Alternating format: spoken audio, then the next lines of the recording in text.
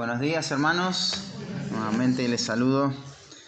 Hoy vamos a abrir nuestras Biblias en Gálatas capítulo 4. Vamos a meditar desde el versículo 12 hasta el versículo 20. Es una porción bastante amplia la que tenemos para estudiar hoy.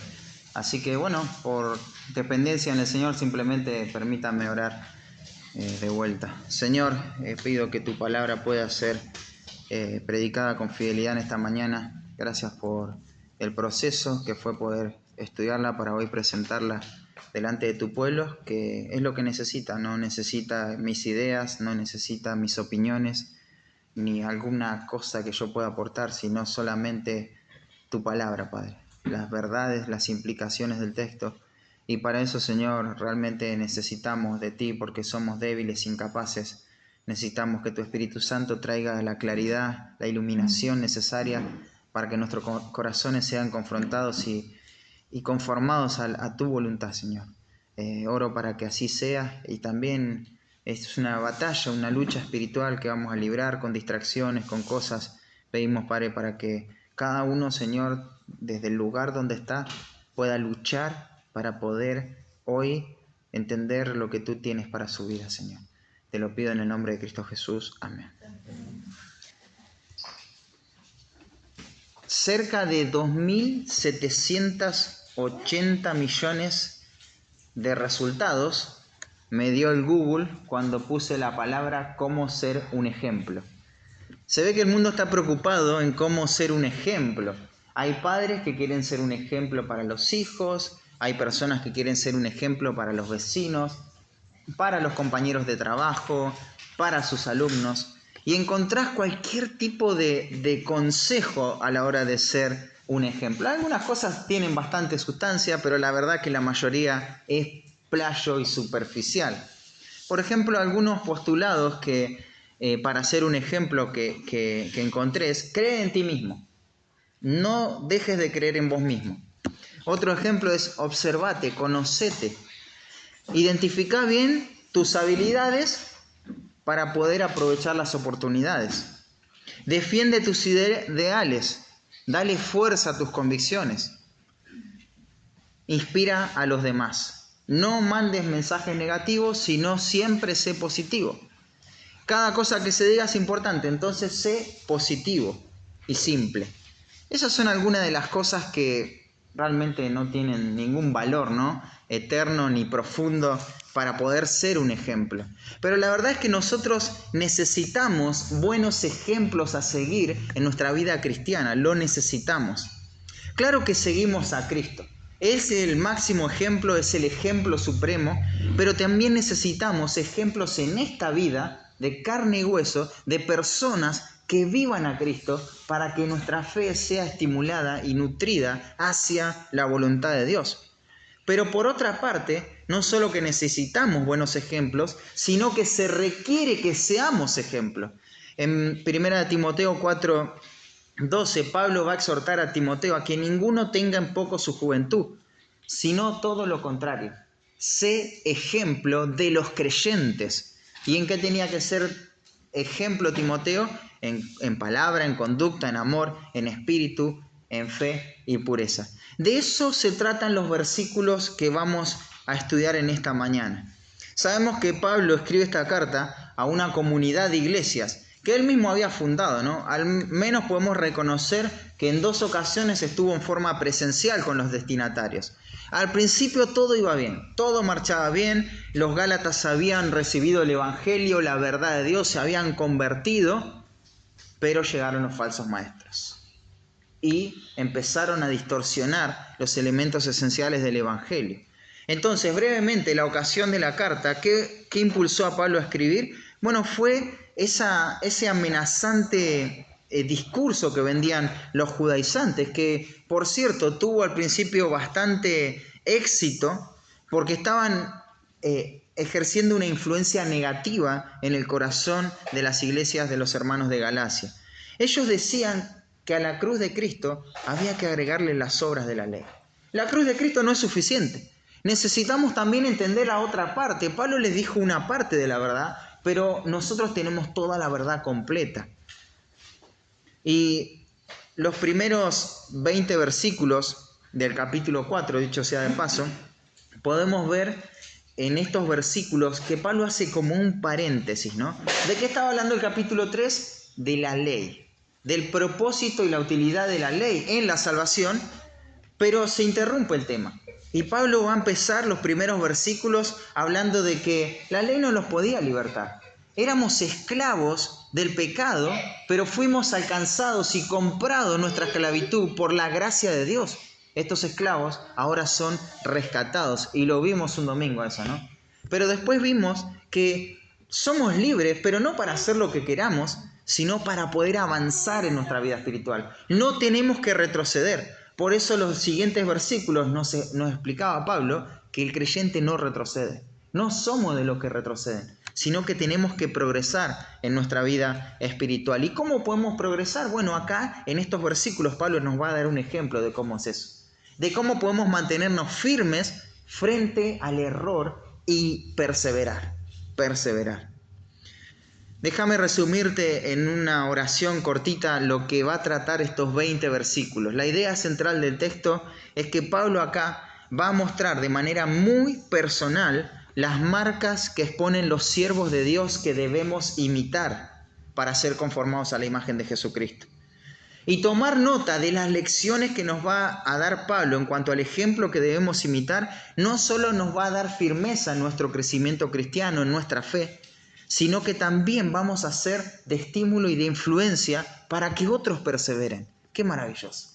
No solo nos sirve a nosotros para copiar ese ejemplo, sino que le va a servir a otros cuando vean ese ejemplo, cómo lo vivimos. Y eso es la edificación mutua del pueblo de Dios.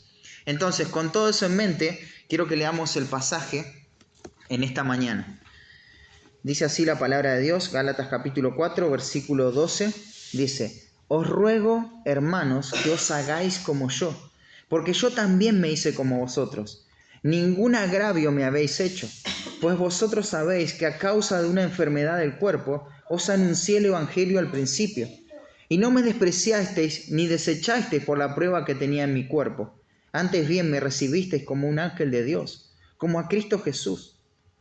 ¿Dónde pues está esa satisfacción que experimentabais? Porque os doy testimonio de que si hubieseis podido, os hubierais sacado vuestros propios ojos para dármelos. ¿Me he hecho, pues, vuestro enemigo por deciros la verdad? Tienen celo por vosotros, pero no para bien, sino que quieren apartaros de nosotros para que vosotros tengáis celo por ellos. Bueno es mostrar celo en lo bueno siempre, y no solamente cuando estoy presente con vosotros. Hijitos míos, por quienes vuelvo a sufrir dolores de parto, hasta que Cristo sea formado en vosotros. Quisiera estar con vosotros ahora mismo y cambiar de tono, pues estoy perplejo en cuanto a vosotros. Y Pablo va a comenzar el versículo 12 con un ruego, ¿no? Dice, os ruego. Ahí la palabra, el verbo para ruego es deomai. Hay algo enfático acá porque no solamente dice os ruego, sino hay un pronombre que va a marcar posesión acá, y lo que Pablo está haciendo es lo siguiente: ruego de vosotros, ruego de vosotros. Es como decir, te lo pido por favor, te lo estoy suplicando. El modo imperativo del verbo no hace que esto sea una orden dura y directa, sino más bien este es un imperativo de ruego, de clamor, de súplica. Pablo está suplicando. Y esto se utiliza para resaltar la urgencia de lo que Pablo está diciendo. Pero a su vez, cuánto esto pesa tanto intelectual como emocionalmente para el apóstol. El apóstol está afectado en este momento. No es simplemente una orden que se da por el bien del receptor, sino que esta es una orden que se da por amor al receptor. Está en juego esto cuando Pablo está haciendo este ruego. Pablo ama profundamente a los Gálatas, ¿no? Y él va a derramar su corazón. Por favor, hermanos, les ruego esto, presten atención a esto. Para que no pierdas el efecto de lo que significa este clamor, el mismo autor va a utilizar esta misma palabra ahí en 2 Corintios 5:20. Ustedes lo saben de memoria. Dice, así que somos embajadores en el nombre de Cristo, como si Dios rogase por medio de nosotros. Os rogamos en el nombre de Cristo, reconciliaos con Dios. Ese es el ruego. Os rogamos en el nombre de Cristo. Es el cuadro de que el rey los ha mandado a darles un mensaje a este pueblo, a esta gente, que dice lo siguiente: el rey los va a destruir por sus pecados. Por esta razón nos mandó a nosotros antes, por amor, para que recapaciten, para que arreglen sus cuentas con el rey. El rey ya viene, somos sus heraldos. El rey quiere y puede perdonarlos. Él los ama y los invita a ser parte de su reino. Pero arreglen sus cuentas con Él. Deben arrepentirse, si no van a ser destruidos. Reconciliados con Dios. Este es un ruego. Esta es la forma en que Pablo está utilizando ese ruego. No es un ruego humilde, es un ruego que está motivado en el amor. Pero para que no pierdas todo el efecto, el espectro de lo que este ruego significa, ahí en Lucas capítulo 5, versículo 12, recordarán la historia del leproso, ¿no?, que vino a Jesús. Dice que sucedió que Jesús, estando en una de las ciudades, se presentó un hombre lleno de lepra, el cual, viendo a Jesús, se postró en tierra y le rogó, diciendo: Señor, si quieres, puedes limpiarme. Este hombre leproso, que vivía lejos de todos los beneficios materiales y espirituales del pueblo de Dios, afectado por esta enfermedad incurable, ahora se presenta con una actitud humilde. Y Lucas es muy preciso en los detalles, ¿no? Dice que se postró. Esto es, se inclinó. Pero al punto de que su cara daba en el suelo. Imagínate el cuadro. Una persona suplicando con la cara en el piso. Y todo lo que va a decir es teológicamente correcto, ¿no? Él dice: Señor, claro, tú eres el único Dios verdadero. Si quieres, tú eres el solo soberano. Puedes limpiarme, tú eres el todopoderoso. Pero no solamente se utiliza esta palabra acá, sino en Lucas también 9:38, cuando este padre que tenía su único hijo le ruega al Señor: Maestro, te ruego que veas a mi hijo. ¿Qué le estaba pasando a este padre, a este hijo? Bueno, hay un espíritu inmundo que lo estaba destrozando. Y vos imaginate la preocupación de un padre, ¿no? Por su único hijo. Como cada padre, ¿no? Como te preocupás por tu hijo cuando sufre. Y ahí está este hijo destruyéndose a sí mismo y va al Señor y le dice: te ruego que lo veas, por favor. Este es el ruego de Pablo. Este es el mismo verbo que utiliza Pablo, y por el contexto inmediato te das cuenta que es un ruego bastante similar. Pablo vuelca el corazón. Esto no es una carta fría, insensible. Si pudiéramos visualizar a este punto al autor, ahí dictando la carta a su amanuense, podríamos ver quizá derramar lágrimas en este momento de la carta. Les voy a rogar esto, pero empiezan a brotar lágrimas de sus ojos, ¿no? Escucharíamos una voz quebrantada, entrecortada, dictando esta carta. Hermanos, este es el apóstol Pablo, rogando por el bien de los hermanos, pero por amor a los hermanos. No se ve a alguien resentido y amargado porque no se le hizo caso, sino que se ve a alguien humilde. Él no está aprovechando esta oportunidad de desvío en los Gálatas para decirle: ¿vieron? Ahora me acordé de algo que me habían hecho, y le cae con todo el peso de la ley. No, él les ruega. Y ahí va a utilizar un sustantivo, hermanos. Esa palabra está en el caso vocativo. Ese caso se utiliza en el texto original para llamar la atención, para invocar la mente de los receptores. Ellos tienen que prestar atención a esto. Hermanos, les ruego. ¿Y qué es lo que ruega el apóstol? ¿Qué es lo que, por qué hace toda esta introducción el apóstol? Para decirle algo muy importante. Dice: os ruego que os hagáis como yo. Veamos algunos detalles. Primero, si mirás el texto griego, lo primero que va a aparecer es esta expresión: que os hagáis como yo. Y después viene el ruego. ¿Sabes por qué? Porque esto está marcando un énfasis posicional. El contenido de este ruego es lo que va a gobernar este versículo. Pero no solo ese versículo, sino desde el versículo 12 hasta el versículo 20 va a estar todo moderado y todo subordinado a esta idea, al contenido de este ruego: que os hagáis como yo. ¿Qué es lo que Pablo está diciendo? Sean como yo. En tanto los judaizantes les decían: hagan lo que yo les digo, empiecen a circuncidarse, practiquen las obras de la ley. Pablo no va a la práctica, aunque claro que involucra prácticas lo que Pablo dice, pero Pablo va al carácter. Ustedes tienen que ser como yo. No les dice hagan esto, sino sean esto. Eso es lo que es el creyente. Ese es el carácter cristiano. Un carácter que es, no simplemente que hace cosas, sino que es. hace esto porque es esto. Y Pablo les va a decir eso, ¿no? Sean como yo. Claro, el problema de los Gálatas no era tanto un problema de conocimiento, ¿no? En el Evangelio, sino que era un problema de carácter. No tenían carácter, un carácter fiel que les haga permanecer firmes en la verdad. Y necesitaban copiar e imitar el ejemplo de Pablo. Y Pablo va a dar ese ejemplo, ¿no? Él es una persona digna de imitar. Un creyente maduro que ha aprendido varias lecciones para su vida no va a ser fácil de mover. Son inquebrantables. Un creyente maduro que aprende lecciones importantes es muy difícil destruirlo. No es que no va a enfrentar pruebas en la vida, no es que todo va a sonreír, las va a enfrentar, pero no va a ser arrastrado por la mentira, por el engaño.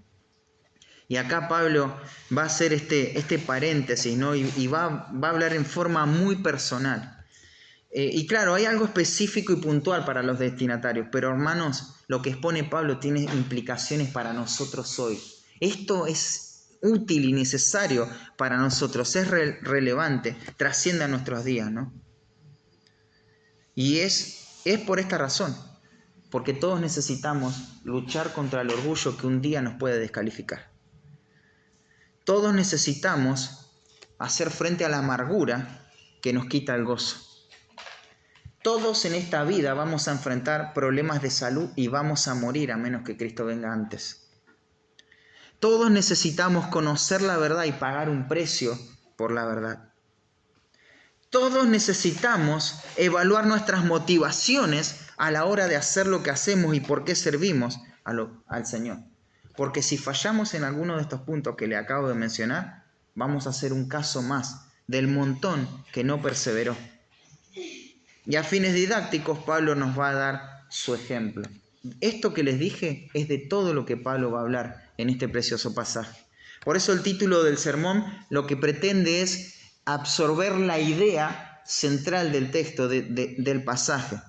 Y es el siguiente: un ejemplo de carácter digno de imitar. Un ejemplo de carácter digno de imitar. Y vamos a ver 4 lecciones de un ejemplo de carácter digno de imitar, para perseverar, para madurar, para no ser arrastrado por el error. Un ejemplo de carácter digno de imitar, en primer lugar, no reacciona por resentimientos, sino que resalta el servicio de otros. No reacciona por resentimientos, sino que resalta el servicio de otros. Y ahí vamos a ver la lección de la humildad. Las primeras palabras del versículo 12 ya nos dejan en claro esto, ¿no? Un hombre humilde clamando, derramando lágrimas a su corazón. Esta es una persona orgullosa, no hace eso, ¿no? Pero él lo muestra de esta manera, ¿no? Un hombre que aunque tiene la autoridad de apóstol y puede mandar de forma absoluta, ¿no? Utilizando otros tiempos verbales para que la orden sea acatada con prontitud, él ruega. Porque esto no es cuestión de imposición, sino que esto es cuestión de la verdad. ¿Y quién se cree Pablo para decir esto? No, Pablo no se cree nadie. Mirá lo que va a decir: que os hagáis como yo, porque también yo me hice como vosotros. Pablo está diciendo acá yo me hice como vosotros en el sentido más básico del Evangelio. Pablo no se cree un superhombre, no se cree, bueno, acá les va a hablar el distinto. No, Pablo no, es uno de la congregación. No se presenta como los judaizantes que tienen un conocimiento que deslumbra y nadie puede alcanzar. Son personas superiores, una mente sofisticada, no. Pablo es un hombre de iglesia, es un hermano en la fe.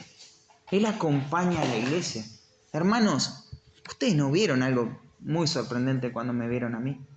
Ustedes vieron un hombre sencillo que les predicó estas verdades que ahora les quiere hacer recordar para que no sean arrastrados por la mentira. Él comparte con los hermanos, ellos saben, conocen a Pablo. Y acá se puede ver su humildad, ¿no? ¿Cuánto necesitamos aprender estas lecciones? Él no tiene ningún conocimiento extra, ninguna cosa especial aparte de lo que los Gálatas conocen. Simplemente los Gálatas necesitan ser afirmados. Y este es el ejemplo, ¿no? Además les va a decir: ningún agravio me habéis hecho. Fíjate que él no es que está devolviendo algo. Él dice: no me trataron ustedes de forma injusta, no me maltrataron. Alguno podría pensar que Pablo es tan duro, porque Gálatas es duro, ¿no? Es una carta bastante directa, dura. Alguno podría pensar que él se está desquitando por algo. Pero Pablo no está buscando una oportunidad para volcar ahí su amargura, su resentimiento, su rencor. Como cuando a nosotros nos hacen algo mal y decir, bueno, ahora no voy a decir nada, pero ya va a llegar el momento. Ya voy a tener mi oportunidad de poder devolver eso, ¿no? No, Pablo no está actuando así. No actúa por resentimiento. Y lo ves, ¿por qué? Porque él resalta el servicio de amor de los Gálatas. No tiene reparos en conocer esta buena actitud que habían tenido para con él. No titubea cuando él tiene que elogiar lo que otros hacen. Este hombre tiene la capacidad para marcar error, pero porque posee la virtud de reconocer las cosas buenas, ¿no? Las cosas buenas que hacen los demás. No tiene miedo de reconocer el bien que hicieron otros, ¿no? No ve un peligro contra su liderazgo para realzar y para poner en alto a otros, porque es un hombre de carácter humilde y resalta el servicio de otros. Dice, no me despreciasteis ni me desechasteis por la prueba que tenía en mi cuerpo, antes bien me recibisteis como un ángel de Dios, como Cristo Jesús. Primero empecemos acá. No me despreciasteis ni me desechasteis. Esa palabra despreciar es un verbo fuerte que significa despreciar a alguien basándose en que no tiene ningún valor. Ustedes no me trataron como si no tendría ningún valor. El segundo verbo es desechar. Significa literalmente escupir. Escupir. Utilizado esto, era un uso antiguo que se daba a una persona de apariencia sospechosa por una deformidad o alguna enfermedad que presentaba. Se la escupía, como diciendo, sacándote el demonio de encima. Ustedes no me trataron como que yo venía así. Y ya veremos por qué Pablo va a utilizar esta palabra y por qué esto era probable que pase con Pablo en detalle ahora mientras avancemos. Pero para adelantar, algo en la apariencia de Pablo, debido a una enfermedad física, no lo hacía verse bastante mal. Sin embargo, los Gálatas no se detuvieron en esto, sino que lo recibieron con toda solicitud. Pablo experimentó tal recibimiento que lo compara como si él sería un ángel de Dios. Con el mismo Jesucristo, va a decir. Qué recibimiento, ¿no? Fue tan amable, tan dispuesto, tan sacrificial el trato de estos hermanos, que lo compara este servicio como si ellos hubiesen estado haciendo esto por Cristo. En realidad esa es la manera de hacer las cosas, ¿no? Deberíamos tener en nuestra conciencia, en nuestra mente, esa disposición de servir a otros como si estuviéramos sirviendo a Cristo mismo, al Señor. Y así lo experimentó el apóstol. Y el servicio no fue una carga para estos Gálatas, sino que fue un privilegio. ¿Por qué? Porque ellos experimentaron el gozo extremo de haberse entregado a este servicio por amor. Lo va a decir el versículo 15. ¿Dónde está esta satisfacción? O sea, que experimentaban una satisfacción. La palabra griega es macarismo, de donde viene la palabra macarios, doblemente feliz. Ellos eran súper felices mientras recibían a Pablo y lo trataban como a Cristo mismo. Qué tremendo esto, ¿no? Ese servicio abnegado no va a traer un pesar. Bueno, lo tengo que servir como a Cristo. Y vas pateando todo lo que se te pasa por el camino. No es así. Sino que es un servicio que se disfruta. No hay una dicha más grande que estar sirviendo a otros como si fuese Cristo mismo. La pregunta es, ¿qué pasó con todo esto? Habían dejado de prestar la debida atención a la verdad. Se habían dejado invadir por el rencor, por la desconfianza, por la amargura, lejos de toda esa satisfacción, ¿no? Ahora estaban inconformes con Pablo. No había gozo en los corazones por servir. Y tenían que retomar una lección, ¿no? Que nunca debieron olvidar. La lección de la humildad. Dejar de pensar mal de Pablo. Aprender a permanecer. Estos hermanos habían hecho las cosas bien en un momento, pero ahora estaban mal. Y eso tiene que ver con el carácter. Porque y no es así en nuestra vida. Cuando muchas veces nos presentamos humildes al servicio a Dios y estamos dispuestos a hacer lo que sea, pero después empezamos a ver y a comparar y a decir, no, pero a mí no me gusta esto. Y el orgullo empieza a florecer. Tenemos que volver a esa lección de la humildad, ¿no? Cuando estábamos dispuestos a hacer todo por amor al Señor. No debemos dejar que el resentimiento, la amargura crezcan en nuestro corazón. Debemos ser humildes y reconocer cómo otros sirven a Cristo de manera ejemplar. Y algunas preguntas, ¿no? Pablo le está mostrando a los Gálatas un ejemplo de carácter digno de imitar. ¿Lo mostramos nosotros en la humildad? ¿Lo mostramos nosotros en reconocer el servicio de otros? ¿O sentimos celos, envidia, porque otros sirven a Dios y son útiles en la obra de Dios? Un ejemplo de carácter digno de imitar no reacciona por resentimiento, sino que resalta el servicio de otros, la lección de la humildad. Pero un ejemplo de carácter digno de imitar no retrocede frente a las debilidades físicas, sino que las usa o las utiliza como una oportunidad. Y acá vamos a ver la gran lección de la dependencia. Versículo 13 dice: pues vosotros sabéis que a causa de una enfermedad del cuerpo os anuncié el Evangelio al principio. Esto es algo que ellos sabían, pues vosotros sabéis. Esto era conocido para los destinatarios originales. Esto que va a decir Pablo era evidente y de ninguna forma podía pasar desapercibido. Y va a decir esto: que a causa de. Esta frase preposicional es muy importante. A causa de, por esta razón, una enfermedad. Este es el origen por el cual Pablo predicó el Evangelio en Galacia. No fue una planificación, tanto una planificación estratégica donde él trazó un mapa de ruta. No estaban los proyectos o cálculos del apóstol, pero sí en los planes de Dios. Pablo no conocía quizá a esta gente, pero Dios sí los conocía. Hay un comentarista, Ernesto Trencher, que dice lo siguiente: sabemos por estos versículos que Pablo no llevó el Evangelio a los Gálatas según un plan preconcebido, sino que en algún momento de su itinerario, quizá cuando se hallaba preocupado por las necesidades de las provincias de Asia y Bitinia, tuvo que hacer un alto al presentarse síntomas de enfermedad bastante grave que interrumpió su viaje y puso en suspenso todos sus planes. Al mismo tiempo supo sobreponerse a las molestias, esforzándose en Dios hasta el punto de aprovechar la prueba con el fin de anunciar el Evangelio a las almas entre las cuales se hallaba inesperadamente. Algunos autores dicen que esto estaba en la mente de Pablo y esta preposición debería ser traducida como mientras tenía esta enfermedad o durante estaba con esta enfermedad. Pero analizando la gramática del texto griego no se puede llegar a traducir esa preposición así que esto está bien hecho, a causa de esta enfermedad. Pablo predicó por esta razón, por esta enfermedad. Una enfermedad, dice. Esta palabra tiene dos sentidos generales posibles. Una puede referirse a la debilidad física y otra al sentido de debilidad o enfermedad espiritual.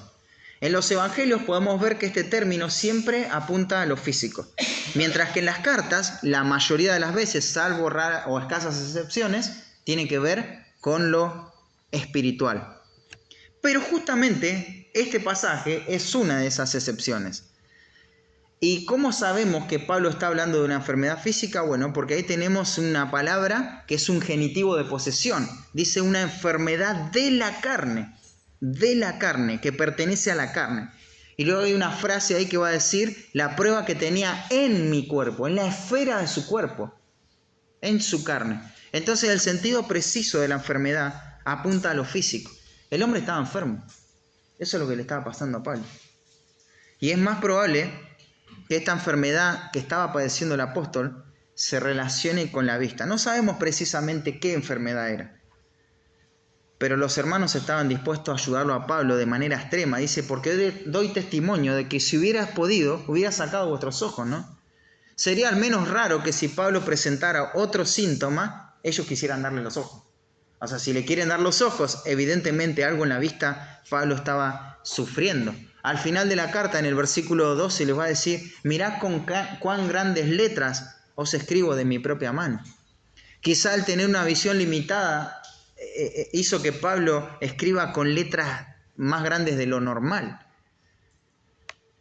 Y tampoco es muy descabellado pensar en que él tenía un problema en la vista, ya que en esa cultura, en ese tiempo, debido al viento, al sol, las personas sufrían problemas oculares, enfermedades oculares. Esto era muy común, muy común. De hecho, si vos vas a África, en lugares donde da mucho el sol, vas a encontrar que hay una cantidad grande, un porcentaje muy alto de personas que tienen problemas de visión.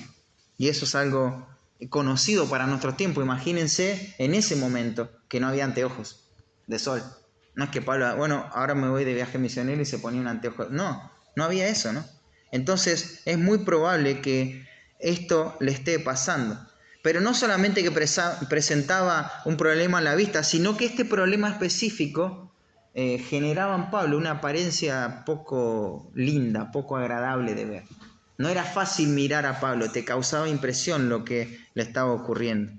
Quizá hay algunos comentaristas que piensan que le salía pus de los ojos, ¿no? Entonces eso hacía que se vea feo su apariencia. Podés comprender que ahí era poco atractivo mirar a Pablo mientras él te estaba ministrando, ¿no? El versículo 14 literalmente lo podemos traducir así: lo que para vosotros era una prueba en mi condición corporal, no despreciaste ni aborreciste. Esto representaba una distracción, una prueba para ellos. Pero no repararon en eso. No repararon en una apariencia física, sino que dejaron que Dios hable a sus vidas. Recibieron la palabra. No es que dijeron, bueno, porque tiene una mejor apariencia, lo vamos a escuchar. No, ellos escucharon a Dios. Escucharon a Dios. Entonces el problema estaba planteado. Él estaba enfermo. ¿Qué podía hacer el apóstol en esta condición? Estaba limitado, ¿no? Sin embargo, esta fue la causa por la que Pablo también estaba ahí. Y él va a utilizar esto como una oportunidad, hermanos. Dice, a causa de una enfermedad del cuerpo, anuncié el evangelio al principio, quizá en la primera visita que Pablo tuvo en este lugar. Y esta es la lección de la dependencia. Y esta lección necesitamos aprender, hermanos. Esta enfermedad llevó a Pablo a predicar a esta gente a Galacia. Y vemos el fruto, ¿no? Una comunidad de iglesias en esta zona. ¿Por qué? Porque un hombre no se limitó por lo que le estaba ocurriendo en su físico, sino que vio la oportunidad en cómo esta enfermedad le iba a traer gloria al nombre de Cristo. Claro, la enfermedad que viene como una prueba no solo purifica nuestro corazón, nuestro carácter, sino que también responde a los propósitos de Dios. Acá vemos que mientras estemos dependiendo de Dios, las enfermedades pueden ser útiles para llevarnos a los propósitos de Dios. De ninguna manera, ninguna enfermedad nos va a anular del servicio a Dios, Claro, pasa que nosotros en nuestra mente lo que es servicio a Dios a veces lo tenemos mal conceptualizado, mal definido. Pero Dios se sirve de sus siervos que están pasando por enfermedades. Y lo hizo así con Pablo. Es una implicación tremenda, ¿no? Esta enfermedad lleva a Pablo a anunciar el evangelio, ¿no? Nunca nos sintamos descartados por problemas de salud, por impedimentos físicos. Aún en esos momentos tenemos que ser diligentes en ver cómo vamos a servir al Señor. Quizá no como planeábamos, pero sí como Dios quería, ¿no? ¿A dónde puede llevarte tu enfermedad, tu dolencia en la carne? Si a Pablo lo llevó a predicar el evangelio a Galacia. Quizá un hospital donde otros necesitan esperanza, pero no la esperanza de que se van a sanar, la verdadera esperanza, la esperanza de la vida eterna. Nos puede llevar a lugares inimaginables. Lo que va a mantenernos con los sentidos espirituales despiertos aún en estos momentos de enfermedad es nuestra dependencia en el Señor. El creyente va a pasar por pruebas, pero Santiago dice que el creyente no va a ser destruido por las pruebas. Esto va a ser para su crecimiento. Hermanos queridos, en este mundo caído, no nos podemos aferrar a la salud. No podemos. Hace un ratito hablábamos, ¿no? Los achaques. A menos que Cristo venga antes, todos vamos a morir. Todos. Quizá un accidente, quizá una enfermedad terminal, un cáncer súbito, no lo sé. La enfermedad afecta al creyente también. De la misma manera que a un inconverso. Ellos, no hay ninguna diferencia físicamente. Las diálisis son igual de dolorosas, tanto para un creyente como para un no creyente. La quimioterapia es invasiva de la misma manera, tiene el mismo efecto. De manera que no deberíamos aferrarnos a una buena salud. ¿Sabe por qué? Porque una buena salud pertenece a esta vida. Y todo en esta vida lo vamos a perder. Absolutamente todo. Estás sentado ahí con buena salud, estás gozando tu físico, pero lo vas a perder. Lo vas a perder. Y cuando lo pierdas, los propósitos de Dios aún no han terminado para tu vida. Tenés que ver cómo vas a utilizar eso para la gloria de Dios, porque Dios tiene propósitos para eso. Así que no vamos a ser destruidos porque nos falte salud. Mientras estemos en este mundo, mientras respiremos, Dios va a hacer su obra en nosotros y a través de nosotros. Claro que esto produce temor, ¿no? No queremos estar enfermos. No queremos enfrentar esto, pero lo vamos a enfrentar. Lo vamos a enfrentar, porque no es una cuestión de nuestra voluntad. Nuestros hermanos queridos, nuestros familiares más amados van a partir de este mundo y vamos a ser impotentes ante esa realidad. No vamos a poder hacer nada para retener sus vidas. Y nosotros vamos a ir siguiendo sus pasos tras ellos. Vamos a morir. Todo en esta vida lo vamos a perder. Por eso no podemos aferrarnos a algo inestable. No, yo si tengo salud ya estoy bien. Ni siquiera eso, porque un día la vas a perder a la salud. Un día la vamos a perder. Tenemos que usar toda nuestra vida, aún nuestra enfermedad, para ajustarnos y alinearnos a los propósitos de Dios. Cuánta gracia nos va a dar Dios en ese momento, pero cuánto consuelo trae conocer esto de antemano, saberlo de antemano, para poder vivirlo y saber que no estamos perdidos. Una mujer muy conocida en el mundo evangélico, Joni Eareckson Tada, no dejó que una enfermedad física la acabara por completo. A la edad de 17 años tuvo un accidente. Apenas iba a entrar a la universidad, tenía toda una vida por delante, pero tuvo un accidente que la dejó paralítica, de los cuellos hasta los pies. O sea, paralítico es que no podía mover desde acá hasta los pies, no podía mover ninguna parte ni su dedo, se quedó así. No podía mover nada, solamente la cabeza. Y ella va a decir, no hay tal cosa como accidentes en la vida del creyente. Claro, esto no fue fácil al principio. Hubo gran tristeza, hubo cosas que tuvo que morir a ella misma, pero entendió el propósito de Dios. Y va a decir también una respuesta que dice no a la petición de sanidad física, me ayuda a conocer más tu gracia. Aumenta más mi compasión por otros y por los incapacitados. Y dejo de quejarme. Y siempre voy a una milla extra. Incrementa mi fe, incrementa mi esperanza contra esperanza. Y este amor que tú sabes mejor es más seguro. Y es seguro estar en tu comunión, compartir tu sufrimiento. Esa es la sanidad más profunda, la verdadera sanidad. Hace poquito, la mujer debe tener unos 77, 78 años. Hace poco, en el 2018, estaba atravesando un cáncer reincidente, ¿no?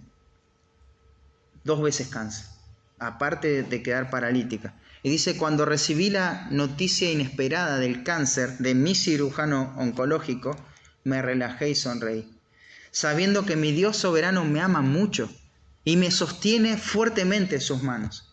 Y la pregunta que hace es tremenda. ¿De qué sirve confiar en el Señor solo cuando entendemos sus caminos? Eso solo garantiza una vida llena de dudas. Jesús es el éxtasis incomparable. Y si nuevas dificultades me acercan más a Él, estoy más satisfecha con eso. En algún otro momento ella dijo sobre esto, ¿no? Mi discapacidad me acercaba a compartir mi fe con personas discapacitadas. Ahora el cáncer me abrió puertas en el ministerio porque le puedo predicar a personas que están pasando estos problemas. Siempre veía una oportunidad a causa de una enfermedad en mi carne. Hermano, todo lo que nos esté pasando tenemos que dejarlo a los pies de Dios porque Dios puede hacer algo grande con eso. Otro misionero, y esto te quiero compartir, varias veces te he mencionado de la vida de David Brainerd. Fue un misionero que predicó a los indios en 1700 en Pensilvania. Sin embargo, él no gozó de una buena salud. Contrajo tuberculosis, de lo cual murió a una temprana edad, a los 29 años. Dicho sea de paso, no es que se enfermó y murió enseguida, sino que estuvo enfermo muchos años de su vida. Muchos años de su vida. De hecho, fue muy poquito lo que pudo hacer humanamente en el campo misionero. Muy poquito. No es una persona que arrasó toda una comunidad, no. Predicó el evangelio fielmente, pero humanamente no se vio algo tan grande en ese momento. Unos días antes de su muerte, le va a escribir a su hermano, un joven pastor, estas palabras. Y quiero que prestes atención cómo este hombre vivió. Todo el tiempo estaba enfermo, pero estos son los últimos días. Estoy escribiéndote al borde de la eternidad, esperando hallarme muy pronto en el mundo invisible. Ya no me siento habitante de la tierra. Y algunas veces deseo partir para estar con Cristo. Bendito sea Dios.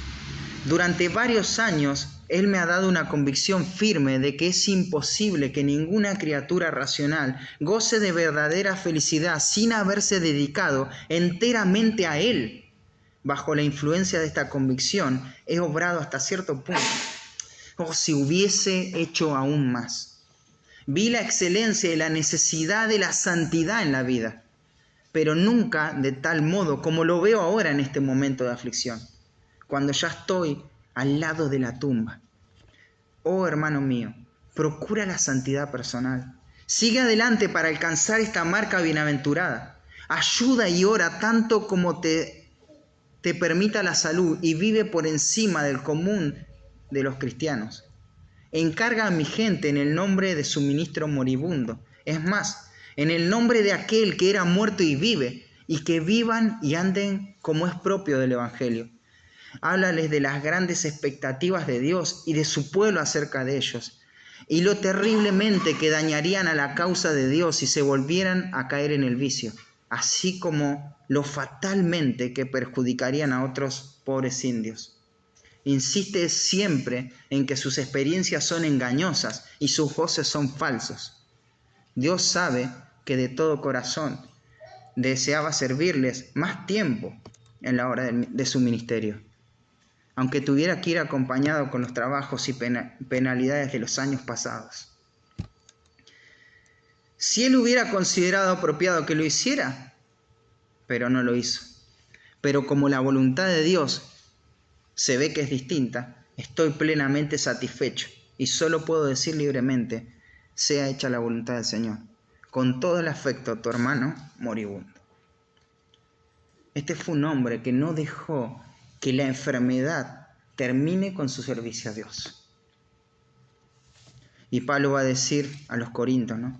Por lo tanto, no desmayamos. Antes, aunque este hombre exterior se va desgastando, el interior se renueva día a día. Porque esta leve tribulación momentánea que produce en nosotros un cada vez más excelente y peso de gloria. No mirando nosotros las cosas que se ven, que es la salud, ¿no? Que es las cosas de esta vida, sino las que no se ven. Porque lo que se ve es temporal, va a decir Pablo, pero lo que no se ve es eterno. No siempre vamos a entender, hermanos, pero lo que podemos estar seguros es que Dios quiere usar nuestra enfermedad para llevar gloria a su nombre. ¿Cómo? Bueno, no lo sé. No lo podemos saber muchas veces, a priori, ¿no? Pero tenemos que confiar que así es. ¿Cómo estás enfrentando tus problemas de salud? ¿Cómo te preparas para ese momento en que vas a perder tu salud? Estamos dependiendo del Señor, entendiendo que Dios puede usar eso para su gloria. Estoy sano, quizás estás sano. ¿Anhelas estar siempre así, en un mundo caído? ¿Anhelas estar siempre sano en un mundo caído? ¿Esa es la meta de tu vida, estar siempre sano en un mundo caído? Es una ilusión, nunca va a ser así. Vas a enfermar y vas a morir a menos que Cristo venga antes. No vamos a vivir para siempre. El pecado ya hizo su parte en nuestra humanidad, en nuestra carne. Un ejemplo de carácter digno de imitar no reacciona por resentimientos, sino que resalta el servicio de otros, y ahí vimos la lección de la humildad. Un ejemplo de carácter digno de imitar no retrocede frente a las debilidades físicas, sino que las usa como una oportunidad y la lección de la dependencia, ¿no? Pero un ejemplo de carácter digno de imitar no refrena la verdad, sino que la expone sin importar las consecuencias. Y ahí vamos a ver la lección de las convicciones. Dice, versículo 16, solamente ese versículo. ¿Me he hecho pues vuestro enemigo por deciros la verdad? Pablo está diciendo, ¿cómo es que me transformé en su enemigo por decirles la verdad? Si algo caracterizó el ministerio de Pablo fue el compromiso fiel con la verdad. Notá que esto no es una opinión personal. Pablo no pregunta, ¿tanto les molestó que les dé mi opinión de esta situación? ¿Que les dé mi parecer? ¿Me hice su enemigo por decirle y evaluar en base a mis criterios? Acá no interesan las opiniones personales, no importan para nada. No le interesa a nadie mi opinión. Cuando la sustancia está en juego, el juicio personal, la percepción personal no tiene ningún valor. Mi opinión puede ser válida en cómo pintar una puerta, una pared, cómo arreglar una silla, no sé. Diferentes cosas, ¿no? Pero cuando se trata de la vida de la iglesia, tengo que dejar mis experiencias, mis opiniones, mis ideas, mi concepción del mundo al lado, afuera. Y lo único que tengo que hacer es recurrir a los principios bíblicos. Esto es lo que gobierna la iglesia. Esto es la verdad del Evangelio. Entonces Pablo está fortaleciendo a estos hermanos. El Evangelio se estaba diluyendo. Acá no importa la opinión de Pablo. Acá importa la verdad. Me hice pues vuestro enemigo por deciros la verdad. Esto se trata de algo más importante que nosotros y nuestras propias ideas, ¿no? ¿Cómo es que estos hermanos esperaban que un hombre de este calibre, que no le teme al hombre, se quede callado mientras era trastornada y diluido el mensaje del Evangelio en ellos? Una locura. Ese es el asombro de Pablo, ¿no? Entonces, yo les iba a decir esto igual, pero no esperaba hacerme su enemigo, ¿no? Es un hombre que no negociaba la verdad. Proverbios 23, lo aprendí cuando era chico. Compra la verdad y no la vendas. Este hombre nunca vendió la verdad, porque nunca se vendió a sí mismo y no iba a vender la verdad. Él predicaba la verdad del Evangelio, la verdad que tenían que entender, la verdad que tenía que afectar sus vidas, sus acciones. Ahora, déjame mencionarte algo. Los judaizantes entendían la obra de Cristo. ¿La entendían? Ellos no decían no la obra de Cristo, sino que le agregaban cosas, ¿no? ¿Por qué insisten tanto en las obras de la ley? Uno pensaría, claro, porque ellos eran fanáticos religiosos, estaban atados a estas prácticas judías. En una mirada superficial parecería que sí, pero déjame decirte que no. Ellos no querían añadir las obras de la ley a la cruz de Cristo simplemente porque eran judíos religiosos. Porque si vamos al caso, Pablo era más religioso que ellos, ¿no? Antes de conocer a Cristo. Entonces él podría haber visto más necesario añadir eso. Pero no, esto no era. El Evangelio, como decíamos a la mañana, el Evangelio más algo más es menos que el Evangelio solo. No existe, no hay manera de a la cruz, a la obra de Cristo, sumarle algo, ¿no? ¿Y por qué razón entonces le añaden las obras de la ley a la cruz de Cristo? Porque tenían miedo. No estaban dispuestos a pagar el precio de las implicaciones del Evangelio. ¿Qué estaba pasando con los cristianos en ese momento? Los judíos los estaban persiguiendo y ellos no querían morir, amaban esta vida. No estaban dispuestos a llevar la verdad hasta ese extremo.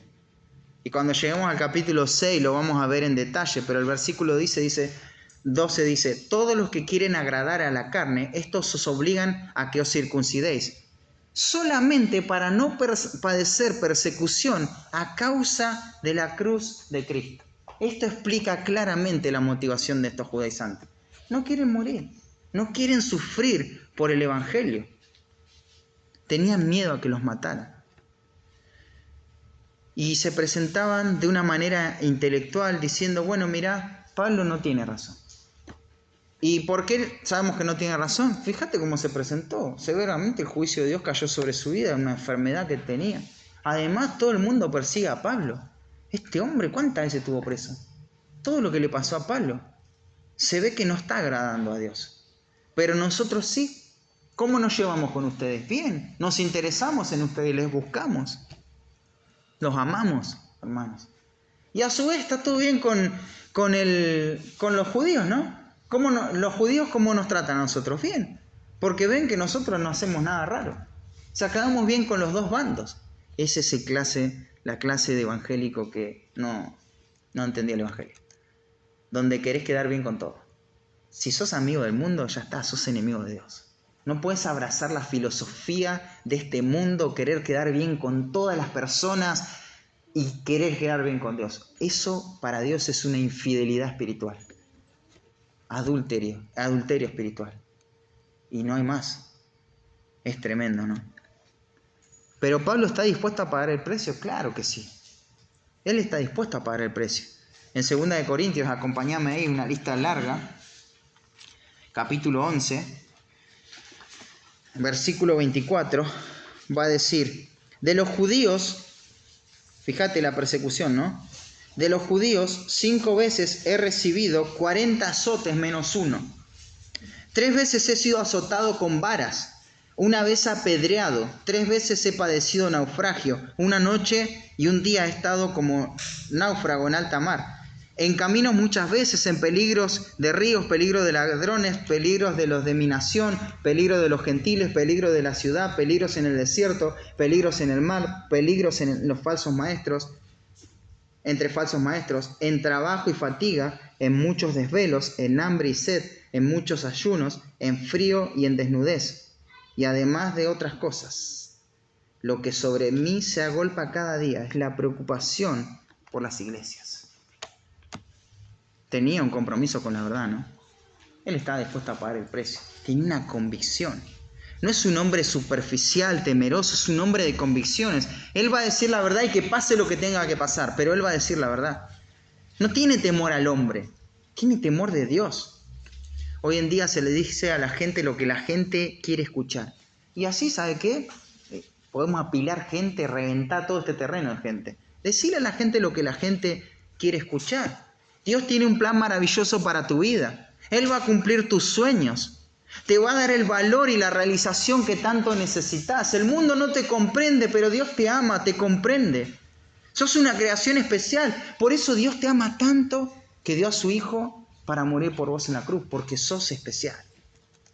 Y Dios quiere ayudarte a lograr todo lo que te has propuesto. Quiere salvarte del infierno.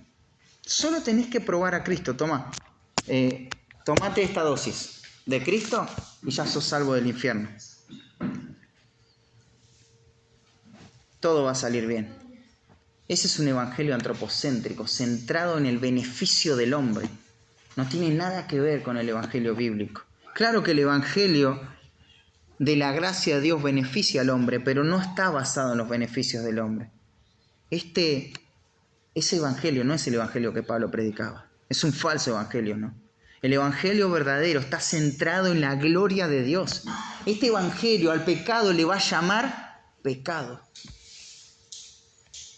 Este evangelio proclama en primer lugar las malas noticias de que el hombre está expulsado de la gloria de Dios por su pecado.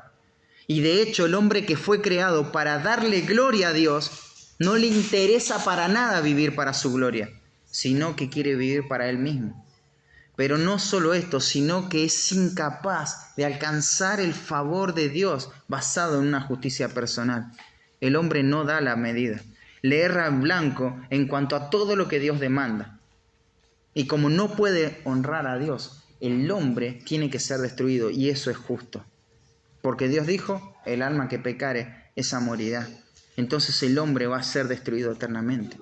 Pero Dios proveyó gracia y un medio de gracia suficiente para rescatar al hombre que está condenado y esclavizado por el pecado. Y ese es Jesucristo. Jesucristo.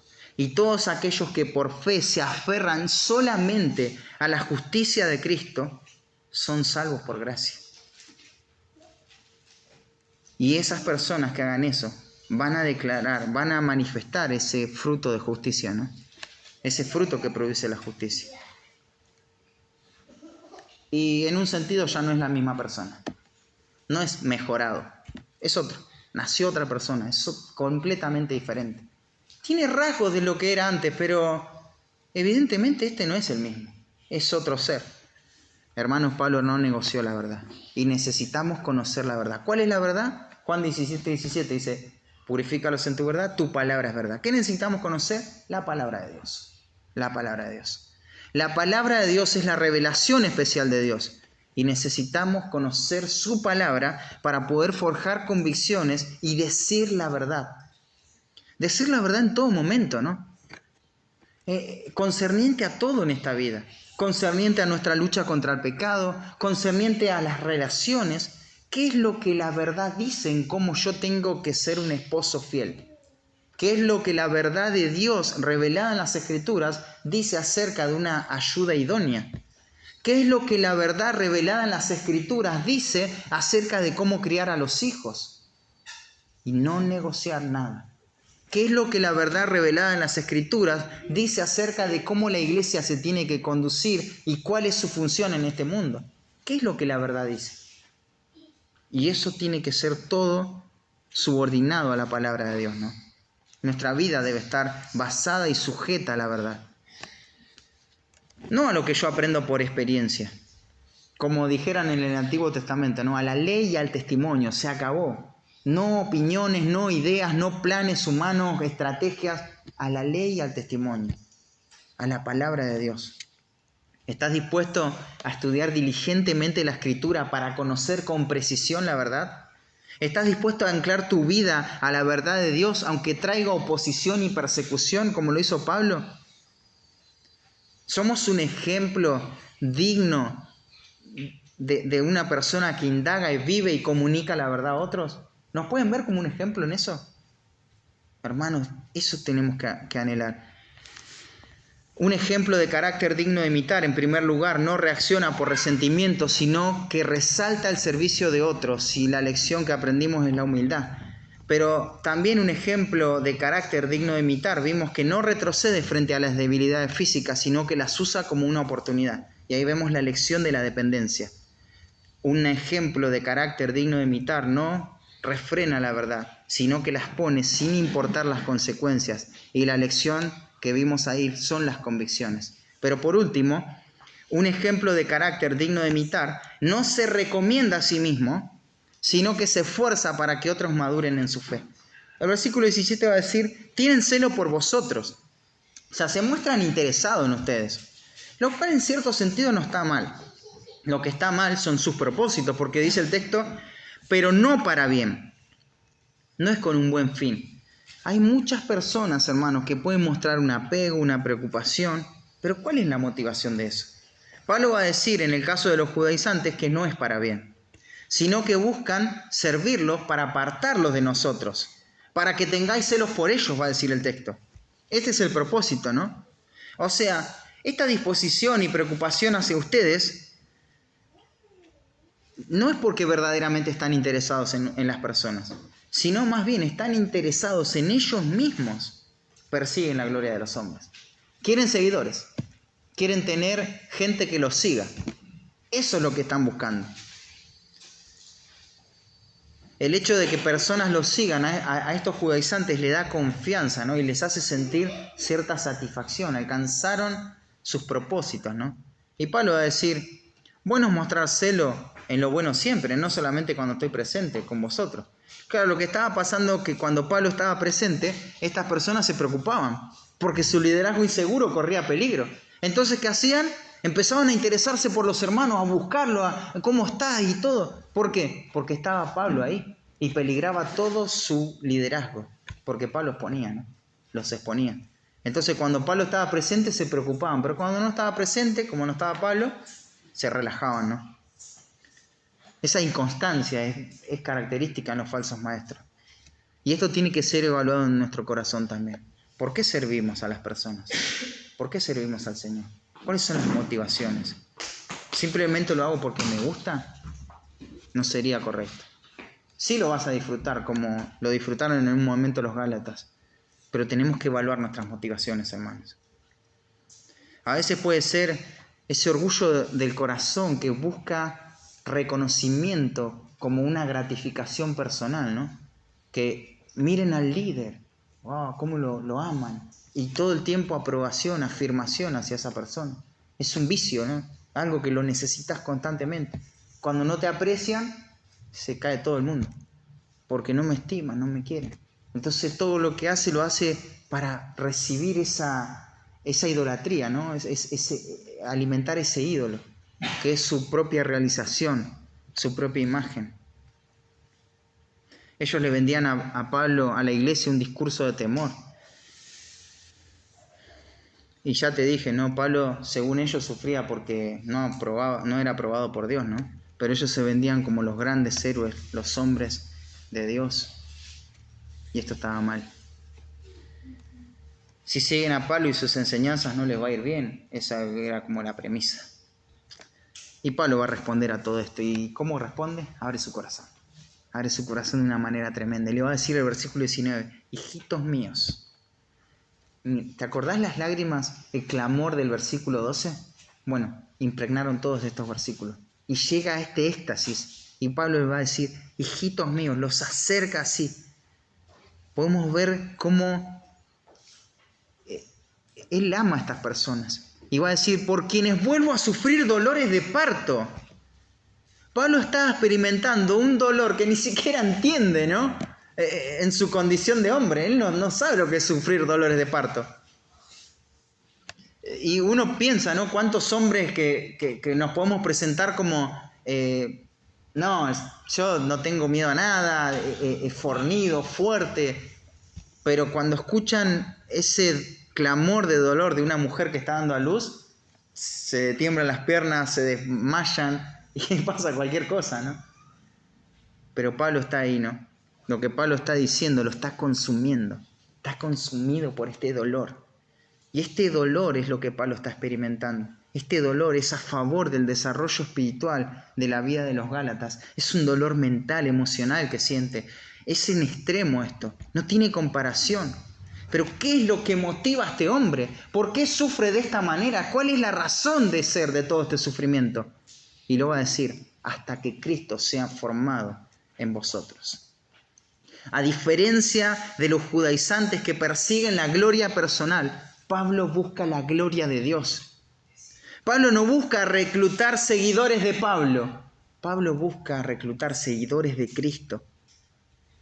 Y esto lo podemos aprender por estas motivaciones, ¿no? El objetivo es que sean como Cristo.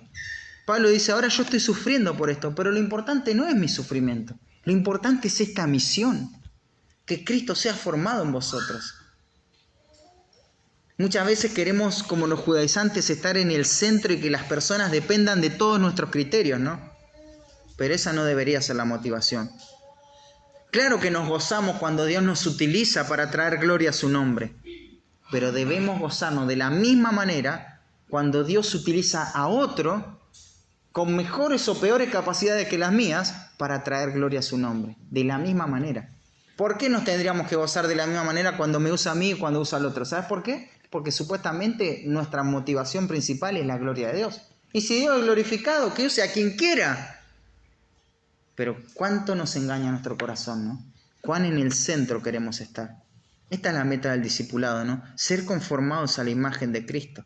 Este verbo conlleva la idea de una transformación esencial, no tanto externa, sino interna. Acá está hablando de carácter. Es el carácter cristiano, la semejanza de Cristo. Esa es la meta del creyente.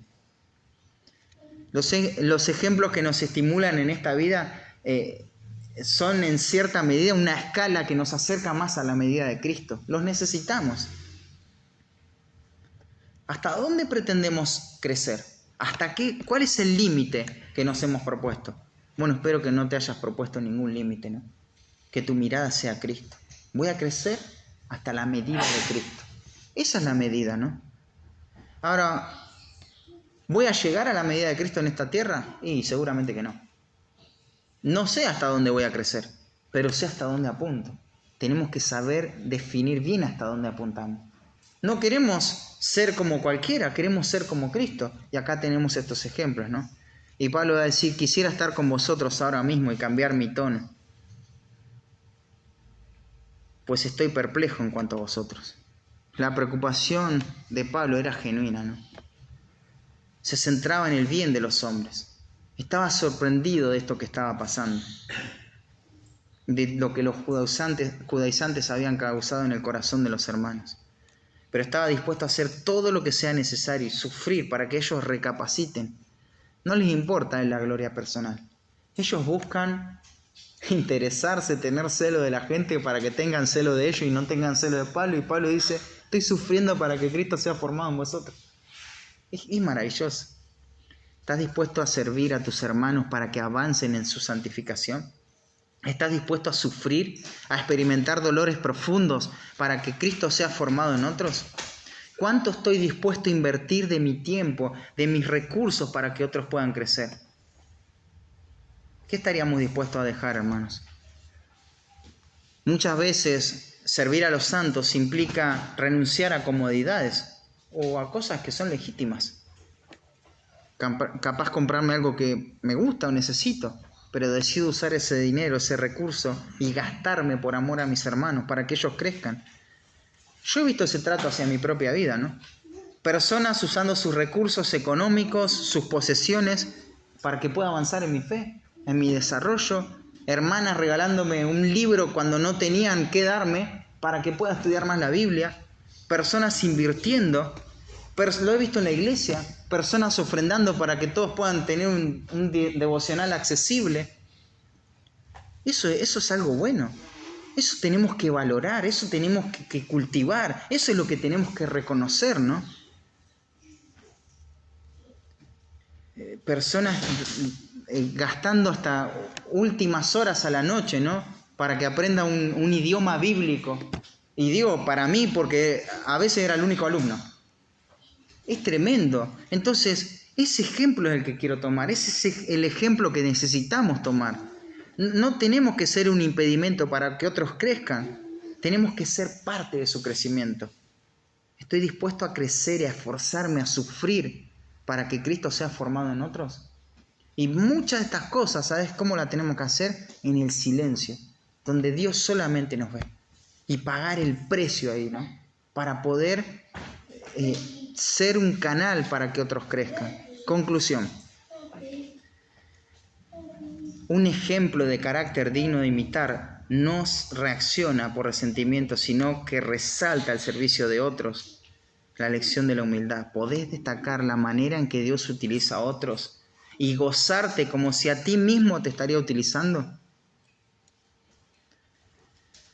No retrocede frente a las debilidades físicas, sino que las usa como una oportunidad. ¿Estamos aprovechando las oportunidades en dependencia al Señor, aunque nuestro físico se vea afectado? En tercer lugar, no refrena la verdad, sino que las pone sin importar las consecuencias. La lección de las convicciones. ¿Estamos cimentados en la verdad o en nuestras propias experiencias? No, yo confío en lo que sé porque yo lo que aprendí. ¿Estás dispuesto a pagar el precio y quitar eso de tu mente para poder poner la verdad de Dios en tu mente? Y por último, no se recomienda a sí mismo, sino que se esfuerza para que otros maduren en su fe. Las motivaciones, hermanos. ¿Buscas la honra de las personas? Que te reconozcan, que te estimen. ¿Por qué? Porque tenés una trayectoria larga, que te tengan en cuenta por todo lo que has hecho para el Señor, tantos años, que me tengan en cuenta, que me valoren. Mejor deja eso, abandona eso, renuncia a eso. Busca la gloria de Dios y que vos seas dejado de lado, eso no importa. No somos tan importantes después de todo. Lo más importante es el Señor. Invertí todo lo que puedas en esta vida para que Cristo sea formado en vosotros, en otros. Pablo es un ejemplo de carácter digno de imitar. ¿Somos nosotros ejemplos de carácter dignos de imitar? ¿Lo somos, hermanos? Podemos decir, sí, yo soy un ejemplo porque tengo estos elementos. Si no lo sos, si no lo soy, entonces, para poder serlo, tenemos estas 4 lecciones. La humildad, la dependencia, las convicciones y las motivaciones. Señor, te agradecemos por tu palabra preciosa en esta mañana y cuánto carga nuestro corazón y nuestras conciencias, Señor, las demandas de tu palabra, Señor. Pero no venimos acá a buscar algo que nos sea útil, sino que venimos a ser confrontados por la verdad. Y eso sí es útil, Señor. Eso sí es provechoso para nuestra vida espiritual. Ayúdanos a ser ejemplos, Señor. Todavía nos falta mucho, Señor, para vivir esto. Nos falta un montón. Por eso, Señor, que en estos días seamos bien intencionales para pensar en estos principios, para llegar el miércoles o ahora mismo, Señor, y poder rendir cuentas sobre esto, Padre. Que podamos tomar el tiempo necesario para evaluar nuestro corazón, nuestras motivaciones, nuestro desánimo cuando enfrentamos problemas en nuestro cuerpo. Señor, nuestro orgullo, Padre, muchas veces es algo que está en nuestro corazón siempre y hay que continuamente estar vigilando, Señor. Ayúdanos, danos la gracia, Padre. Fortalece el corazón y el ánimo de mis hermanos en esta mañana y que podamos honrarte y hacer todo para tu gloria. En el nombre de Cristo Jesús. Amén.